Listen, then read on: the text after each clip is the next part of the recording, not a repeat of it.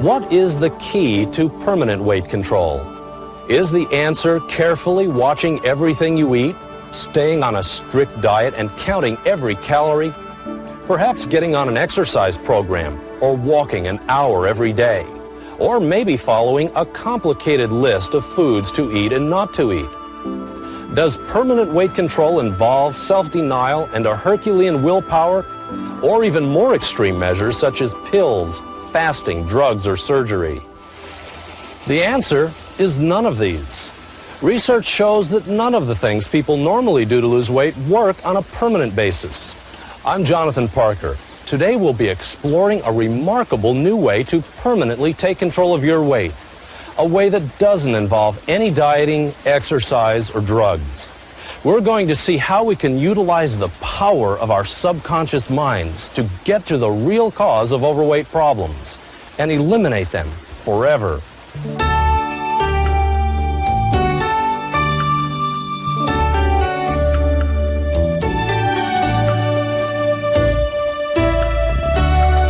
Americans spend more than $10 billion a year trying to lose weight, and yet we're still a nation of overweight people.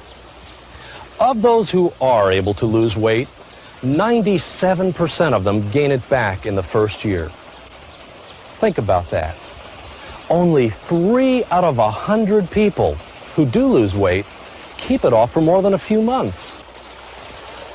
According to these statistics, your chances of permanently keeping weight off with any of the conventional methods are so dismal that you might ask yourself if it's even worth trying it at all.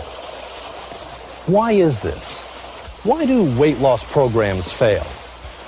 The reason is because they all have one major flaw in common. Whether it's diet, exercise, food restrictions, appetite suppressants, or whatever. They attack the problem through the body, when in actuality, it's the mind that has misshaped the body. They work on the outside rather than the inside, where the root of the problem lies. They attempt to solve the problem by dealing with the symptom, the body, rather than the cause, the mind. The real answer to permanent weight control comes from the inside out rather than the outside in. Let me explain. Did you know that there is a force within you that is guiding and directing every aspect of your life? As you're probably aware, you have both a conscious and a subconscious mind. The conscious mind is the intellect, the part of your mind that you use to think, analyze, solve problems, and make decisions. But the conscious mind is just the tip of the iceberg, because beneath it there is a much greater resource, the subconscious. The subconscious mind is the seat of emotions, habits, and attitudes, and it exerts a tremendous influence over your conscious behavior and actions. Everything we are is a direct result of the beliefs, thoughts, and attitudes housed in our subconscious mind. This manifests itself in every aspect of our lives, including our finances, our relationships, our career, and even our weight. Most people believe they're in conscious control of their life, but in reality, it's the subconscious mind, that huge reservoir beneath the surface, that's the actual determiner of our life's destiny. If it were the intellect or conscious mind that controlled our life, then no one would be unsuccessful, unhappy, emotionally unfulfilled, have bad habits, or be overweight. No one consciously chooses these things, but nevertheless, they occur, don't they? And it's because of negative, self-sabotaging programming in our subconscious minds. Have you ever tried to change a habit or behavior? Have you ever made New Year's resolutions? Maybe you resolved to always be on time or go on an exercise program, stop smoking or give up sweets or break some habit. How long did it last? Maybe you succeeded for a while. But before you knew it, it seemed you were right back where you started. The reason for this is because you were trying to change yourself on a conscious level, using willpower. In spite of your best intentions, eventually you probably went back to your old habits. Not because you were weak, but because your subconscious mind exerted such a powerful control over your behavior.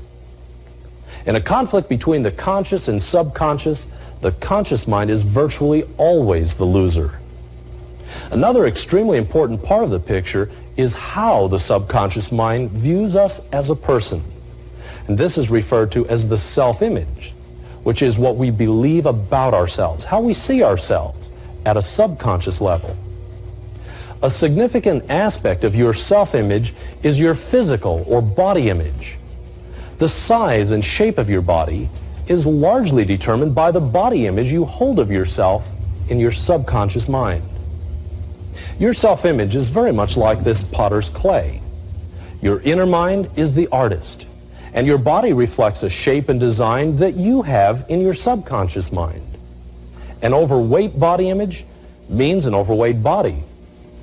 One of the two major reasons that 97% of the people who lose weight gain it back again almost immediately is because they don't change their body image.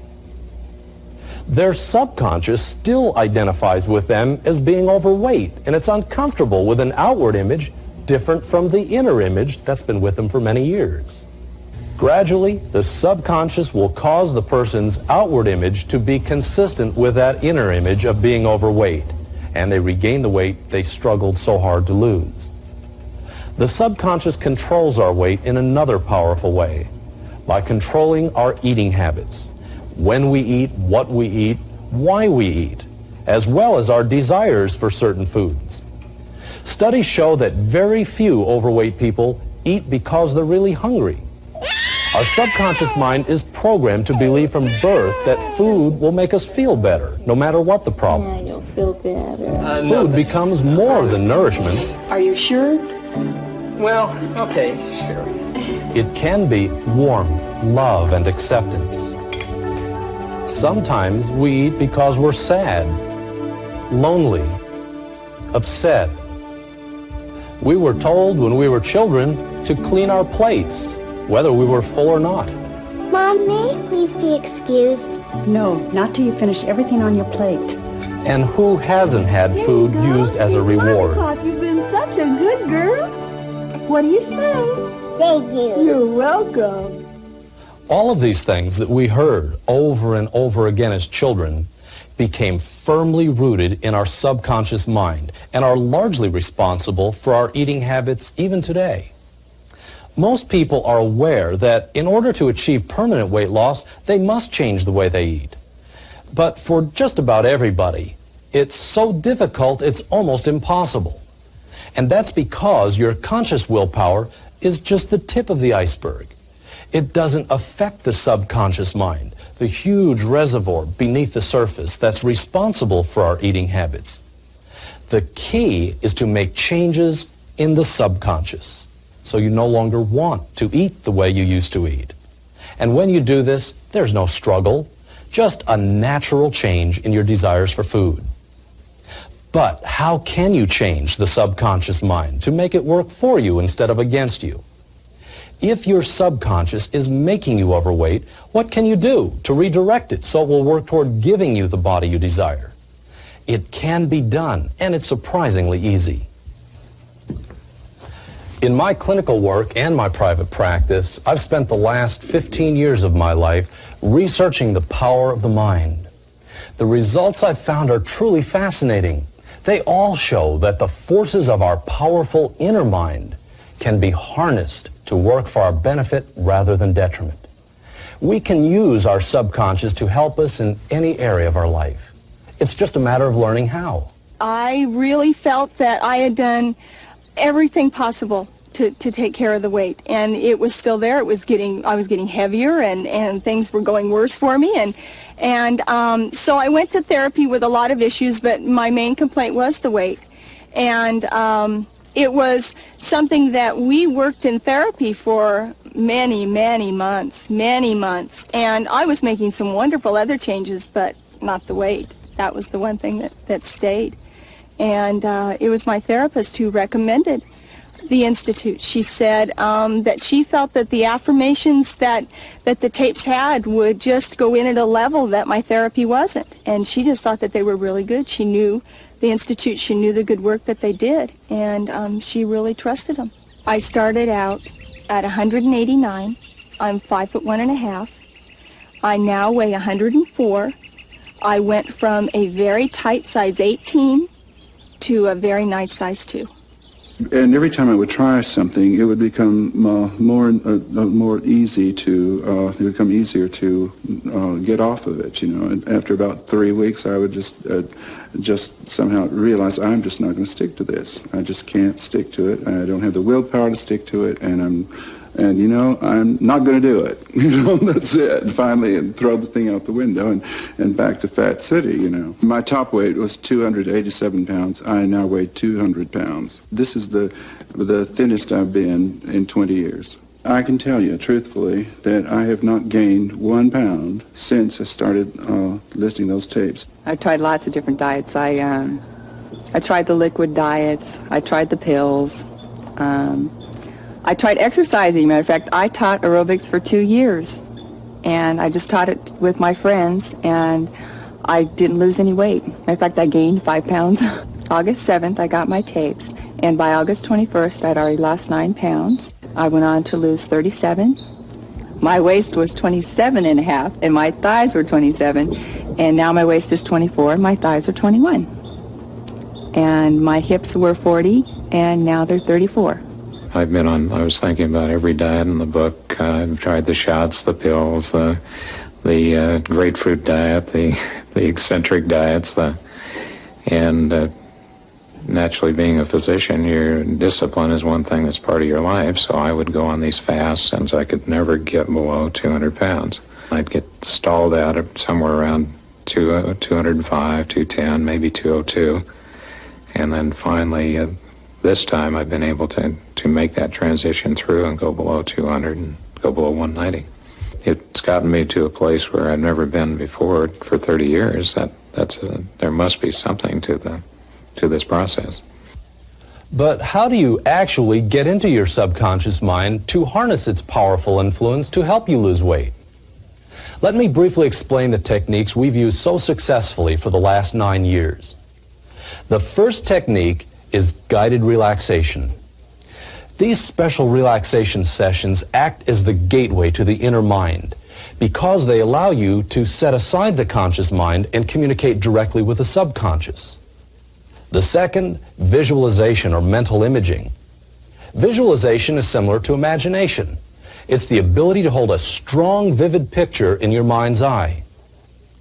As you practice visualizing your ideal body, your subconscious mind starts creating it in your outward appearance. Through Jonathan's visualization techniques, I have created a new person, a new body. I lost 25 pounds. If you saw me before, you wouldn't think I was the same person. Positive affirmations are another important tool for redirecting the subconscious mind. The affirmations, I remember reading them and just almost feeling emotional and thinking, these statements are so nice. And then I wonder, can they really work? They are too nice. If somebody isn't there like a taskmaster telling me what I can and can't eat, how is it ever going to work?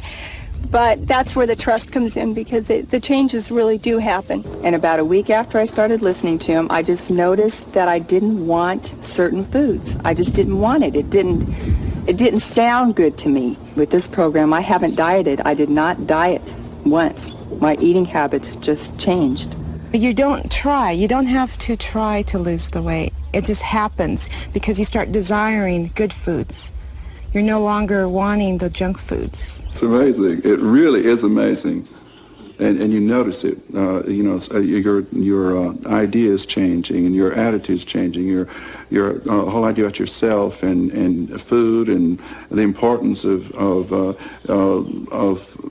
food. You know, the importance of not eating great gobs of food, and it's not attractive to you anymore. I wasn't dieting at all. I just ate what I wanted to because people asked me, well, what are you eating to lose weight? And I said, I'm eating whatever I want to.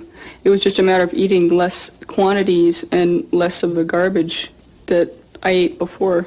But I really honestly ate wherever I wanted to eat. The tapes have also helped me with my eating habits. I eat much healthier. I eat a lot less. I'm consciously aware of what I'm eating. So my appetite has decreased since I've been using these tapes.